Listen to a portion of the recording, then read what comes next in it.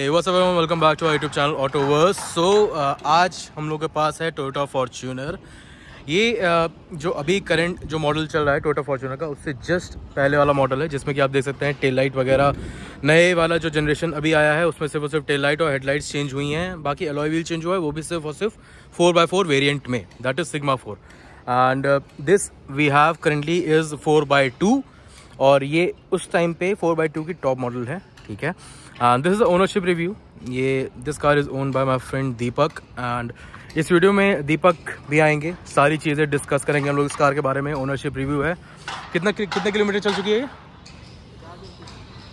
50,000 के आसपास किलोमीटर्स ये चल चुकी है। तो proper ownership review, service cost क्या होता है, रनिंग कॉस्ट क्या है, माइलेज वगैरह क्या है, कस्टमर एक्चुअल में सेटिस्फाइड है या नहीं है। दो इस कार से कोई भी एक ऐसा इंसान नहीं जो सेटिस्फाइड ना हो, नहीं भी होते हैं तब भी यही कार लेते हैं। But then too it's my responsibility कि मैं इस पर एक रिव्यू वीडियो बनाऊँ। या सो सबसे पहले इस कार का पूरा वॉक अराउंड मैं आपको दिखा देता हूँ। इंटीरियर्स, आपका बूट स्पेस, आपका फ्रंट लुक, रियर लुक, सारी चीज़ें। सो सबसे पहले स्टार्ट करते हैं की से।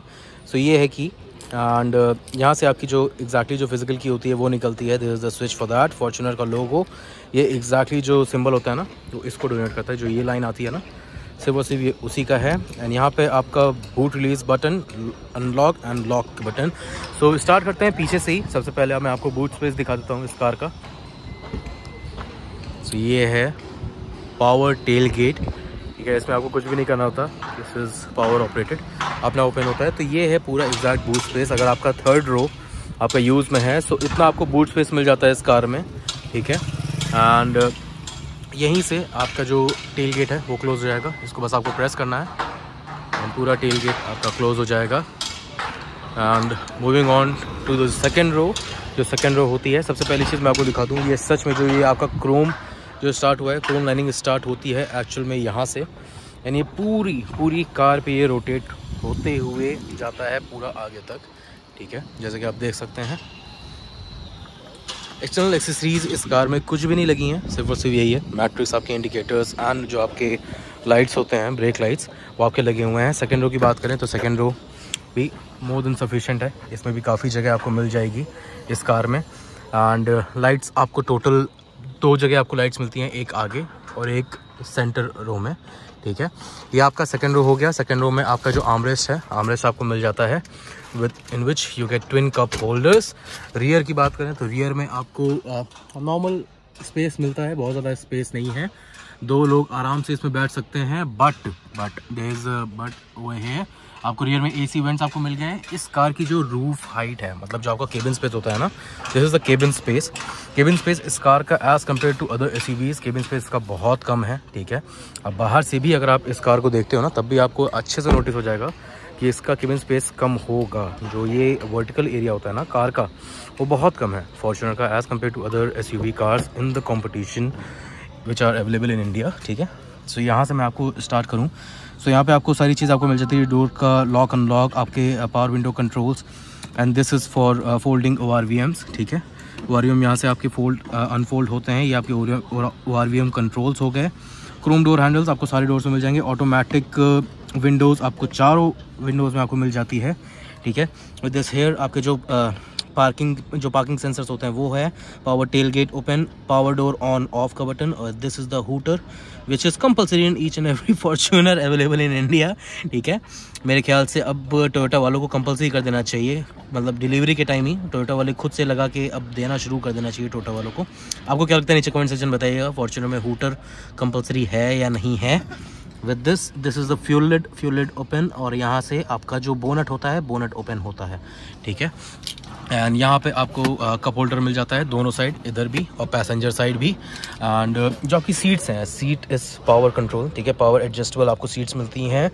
ड्राइवर साइड भी, एंड जो आपका पैसेंजर साइड है, को पैसेंजर साइड, वो भी आपको पावर्ड कंट्रोल्ड ही मिलता है। With that you get total 6 speakers in this car, 1 2 3 4 and 5 6। जो आपके मिडिल रो है उसमें आपको 2 स्पीकर्स मिल जाते हैं, ठीक है। अब आते हैं ड्राइवर सीट पे। ये नॉब लगवाया गया है बाहर से, क्योंकि ये कार हैवी है यार। एंड मैं आपको बता दूं, बीइंग पावर स्टीयरिंग, आपको फिर भी स्टीयरिंग आपको हैवी ही लगेगा फॉर्च्यूनर में, दिस इज़ फॉर श्योर। यहाँ पे आपको ग्रैब हैंडल्स मिलते हैं दोनों तरफ, ये चढ़ने में बहुत ही ज़्यादा आसान कर देता है क्योंकि इसकी हाइट, ऑब्वियस सी बात है हाइट अच्छी खासी है इसकी। यहाँ पे आपको दोनों जो आपको mirror with light, you get a mirror with light, and को पैसेंजर साइड भी आपको मिरर मिल जाता है, with this you get a light. Okay, ये हो गया। एंड यहाँ पे बात करूँ तो ये आपका sunglass holder, and this is for आपका जो लाइट्स होती हैं, लाइट्स के कंट्रोल हैं यहाँ पे, ठीक है। एंड आफ्टर दैट ये एक आफ्टर मार्केट है इस कार में जो आपके स्टॉक कंपनी से लग के आते हैं। काफ़ी छोटी स्क्रीन होती है एंड उसका टच भी बहुत ज़्यादा रिस्पॉन्सिव नहीं होता, इसलिए इसको यूज़ किया गया है। यहाँ पे आपका क्लॉक हो गया, this is the parking light. After that मैंने आपको स्पीकर्स बता दिया, ये आपको सॉफ्ट टच मटेरियल मिलता है। यहाँ पे आपका सॉफ्ट टच है, ये आपका सॉफ्ट टच मटेरियल हो गया, ये आपका हार्ड प्लास्टिक है। इधर आपका soft touch, again soft touch is used, ये आपका हार्ड प्लास्टिक हो गया यहाँ पे, एंड ये पूरा आपका सॉफ्ट टच में होगा। ओके, दिस एंड दिस ये सब आपका सॉफ्ट टच में आपको होगा। आर्मरेस्ट, और आर्मरेस्ट स्टोरेज की बात करूँ तो आपको डिसेंट अमाउंट ऑफ स्टोरेज मिल जाता है आर्मरेस्ट में भी। After that this is the traction control switch, this is the IMT, and ये आपका इको मोड हो गया, ये पावर मोड हो गया, ठीक है। These are the modes. आपको 6 स्पीड मैनुअल गियर बॉक्स मिलता है, with this you get a option of 6 speed torque converter automatic transmission as well. Okay, and if I to tell you about the air conditioning system, so yeah you get a automatic climate control, ठीक है। Single zone है, dual zone नहीं है। सो आपको rear के controls भी आपको यहीं से मिल जाएंगे, रियर के आपको AC ऑन करना है या नहीं करना है, with this automatic climate control. And the minimum temperature if I tell you about is 17.5 and the maximum temperature is 32.5 is the maximum temperature, and 17.5 is the lowest temperature that you will be getting. All right, so यहाँ पे आपके passenger airbags indicator हैं, with this AC vents आपके हो गए, and auto dimming IRVMs इस car में आपको मिल जाती हैं, ठीक है। सो ये आपके पूरा का पूरा इस कार का आपका वॉक अराउंड हो गया। स्टीयरिंग कंट्रोल्स मैं आपको बता दूं, सो या this is the horn, and after this ये आपका पूरा का पूरा इंस्ट्रूमेंट जो आपका क्लस्टर होता है उसके कंट्रोल्स हो गए। यहाँ पे आपके जो मीडिया कंट्रोल्स हैं उसके आपके स्विचेस आपको मिल गए, call hold and call hung up के स्विच हो गए आपके। यहाँ पे आपका क्रूज कंट्रोल के स्विचेस हो गए, ठीक है। यहाँ से आप क्रूज कंट्रोल लगा सकते हो, हटा सकते हो। ऑटोमेटिक हेडलाइट्स आपकी हो गई, विच आर HIDs, एंड यहाँ पे आपके जो वाइपर्स हैं, वाइपर के कंट्रोल्स आपको मिल जाएंगे, ठीक है। Wiper are not automatic, wiper automatic नहीं है, बट या आपके हेडलाइट्स जो हैं, हेडलाइट्स आपको ऑटोमेटिक मिल जाएंगी। एंड यहाँ पे आपके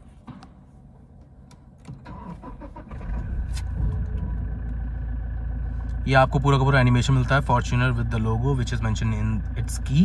एंड यहाँ पे आपको बहुत सारी इन्फॉर्मेशन आपको मिल जाएंगी, माइलेज और बाकी सारी चीज़ें कि फ्यूल कंजम्पशंस कितना हुआ है, एंड आपका इको इंडिकेटर हो गया कि कितना आपकी गाड़ी मतलब आप किस तरीके से ड्राइव कर रहे हो, एंड रेंज आपके दिखा देगा।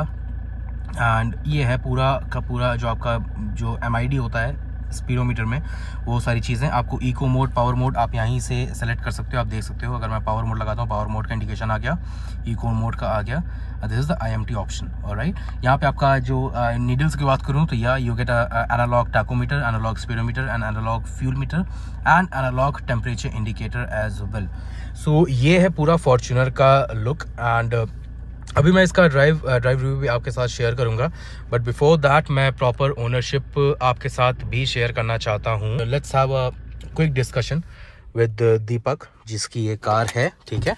तो चलिए गाड़ी चलाते चलाते बात करते हैं दीपक से कि इस गाड़ी का प्रॉपर ओनरशिप रिव्यू क्या है उनका। सो दीपक भाई, सबसे पहली चीज़ देखिए, मैं आपको बता दूं, सोसाइटी में गाड़ी चली इसलिए सीट बेल्ट वाला वगैरह नहीं लगा है, इसी में टहल की वीडियो रिकॉर्ड कर रहे हैं। सो दीपक, ये फॉर्च्यूनर ही क्यों चूज़ किया, मतलब जितने बजट में थी उसमें ग्लॉस्टर वगैरह सारी गाड़ियाँ हैं, तो फॉर्च्यूनर ही क्यों चूज़ किया? देखिए, इसी बजट में उस टाइम में मैंने ली थी 2020 में, ये तो उस टाइम पे ये 2020 मॉडल है, तो एंडेवर भी थी, और दूसरी गाड़ी भी अवेलेबल थी, ठीक है। मगर क्या है ना, एक कंफर्टेबिलिटी की बात है और एक ट्रस्ट इशू की बात है ना। अच्छा, हाँ।